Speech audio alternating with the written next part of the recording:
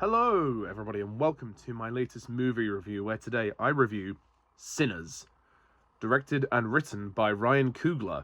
So Sinners, sorry for the delay in getting this review out. I did see the movie about a week ago, but I was under the weather sort of at the time. I kind of forced myself to go and watch it as I was on the bare end of a cold, so hence why I didn't have the... I didn't feel well enough to record a review last week, so sorry about that.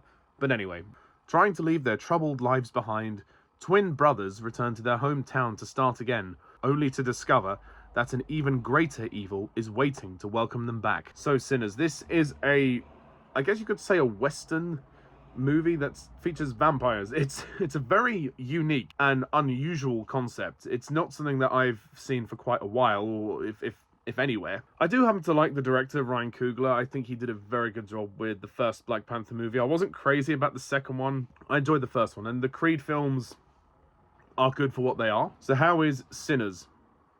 This is a fantastic film. This might be Ryan Coogler's best movie so far. It was really good. I did not expect this to be that good. It was a cool concept judging from the trailer, but this movie just sucks you in. It is just so immersive. It does take its time to build up the suspense to the main body of the film, which takes place inside this community hall, which these two brothers, twin brothers, both played by Michael B. Jordan, are trying to open and bring the community back through the love of music. What's interesting about this idea is that this film is very much a commentary on racism and discrimination and prejudice, and the antagonists are these vampires, but they are white, they are Caucasian.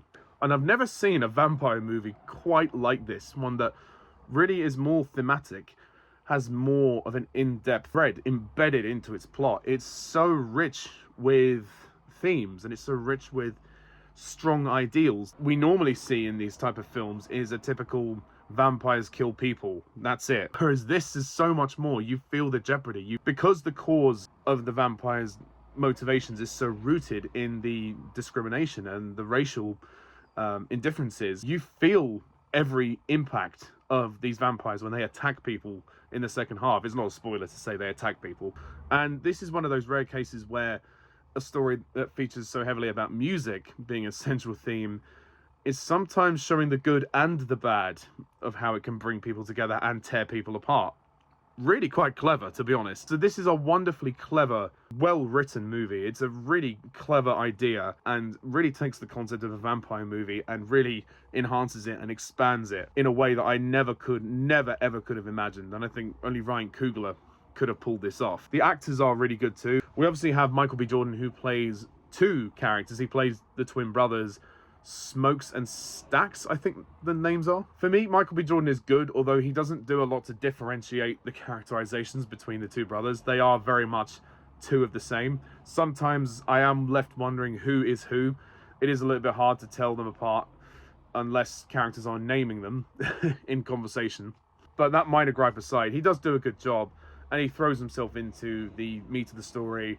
And I like the fact these brothers, who are essentially the ones we're following through most of this movie, they aren't necessarily the goodest of the good guys, but they're not also the baddest of the bad. They do have hearts, they do have depth, but rooted in them is a very dark way of doing things. They're very much cowboys, and the way they deal with people that they don't like or people that they disagree with is pretty much what you would expect a cowboy to do. And certainly this is the case when we get to the antagonists, like Jack O'Connell's character, who is one of the vampires, and obviously he is Caucasian. That interaction, which I won't spoil, is obviously very much what this film is about, and I think you need to see it because it is a real experience watching it. Hailee Steinfeld is in this film as Mary, who is a character who is sort of a love interest but sort of isn't. She's had a bit of a fling with one of the brothers, and then things happen to her. She doesn't have a lot of depth, but she is kind of crucial to the story as events unfold, which I can't say because of spoilers, but I thought her performance was really good, and when the change happened, I thought she coped with it very well. Jun Li as Grace, very, very good. Delroy Lindo as Delta. Jamie Lawson as Perline, who is a love interest for the character of Sammy. Now, Miles Caton plays Sammy Moore. I guess he is the central protagonist of the movie. He is the one who has his music, and he wants to use his song to bring people together. And we do see that in a very interesting vision sequence when we get to the community hall where everybody's singing and dancing and he's singing, and we see almost a contradiction of what we think we're going to see. We see the hall burning, and we see the other characters looking outside at the hall burning, but actually it's not burning, but it's just a vision inside all their heads, and how chaotic it's getting. And there's also a blend of past and future iterations of music, and how I guess Coogler's trying to transcend this theme that, the way I read it anyway, was that music is one of those things that brings people together for good and bad reasons throughout time.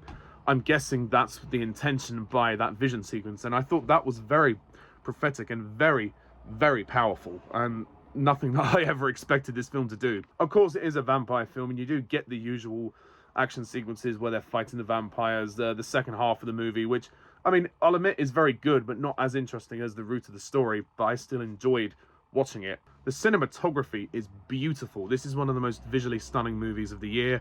Could be the best film of the year at this point, who knows? But I like how dark it looks, and I very much like the setting as well, and the fact that it's like a period set movie with like Western meets vampire. It's interesting, and I think the score is also really good, as well as the music that is so much a part of the theme of the story. The actual incidental score is really good as well. I will say Sinners is quite long. It's 2 hours 17 minutes.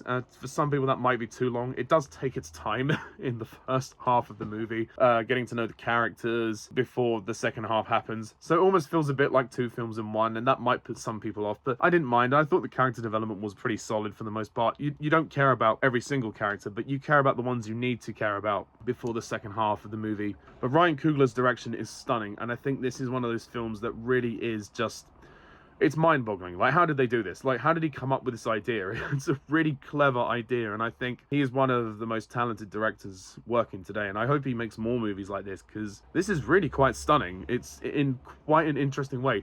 It's unusual. It's very unusual, and it's unique. I loved it. I absolutely loved it. Kind of an interesting twist in the end. You do need to watch the credits to see another scene that happens in the credits. But I thought that was a really cool way to end the movie. So a fantastic film with fantastic ideas, a fantastic script, great thematic weight, great dramatic weight, and the characters you need to care about, you care about. The performances are very solid.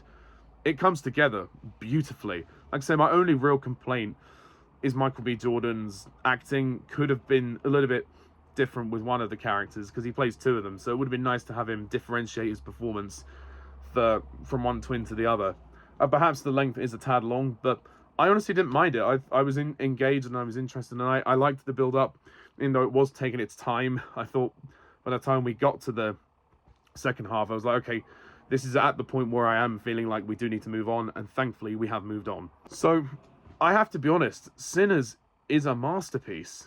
It probably is the best movie of the year so far.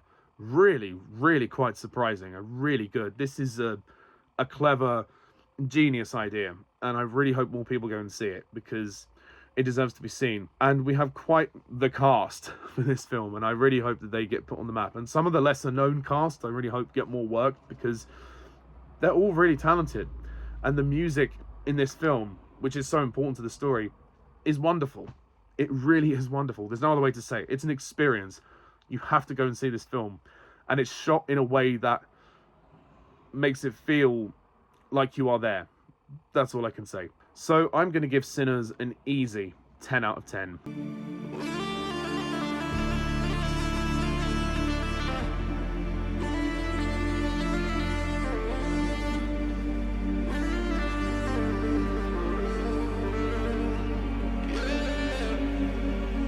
Oh yes, this is definitely a contender for the list at the end of the year. That's for sure. So Sinners, that's my review. What do you think? Do you agree? Do you disagree? Please comment down below. Let me know. And stay tuned for more reviews in the future. So until next time, I'm Pajak's Perspective. See ya. Bye for now.